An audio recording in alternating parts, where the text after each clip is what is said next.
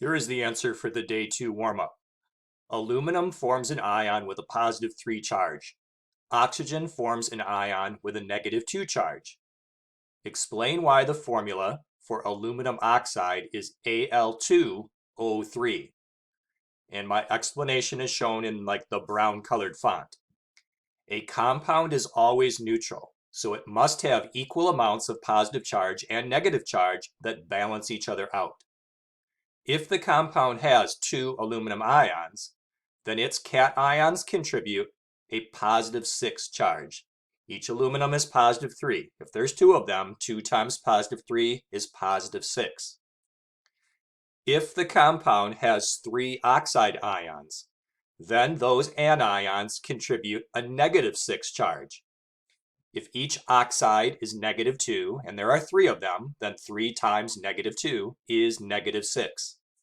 These charges balance out because a positive 6 combined with a negative 6 is equal to 0, no charge, neutral.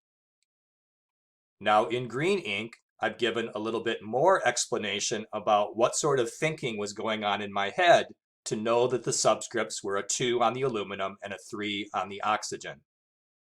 To determine the formula, I found the least common multiple of the ion's charges.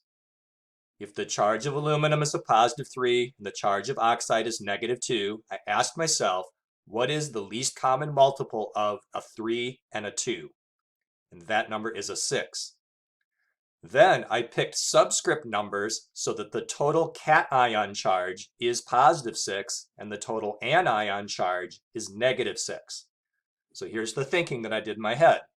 If a single aluminum is positive 3, then I asked how many of them do I need to have a positive 6? I need 2 of them.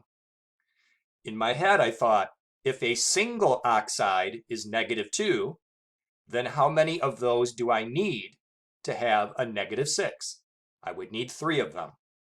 And that's how I would determine that the subscript on the aluminum needs to be a 2 and the subscript on the oxygen needs to be a 3 when creating the formula for the compound that's made out of aluminum and oxygen.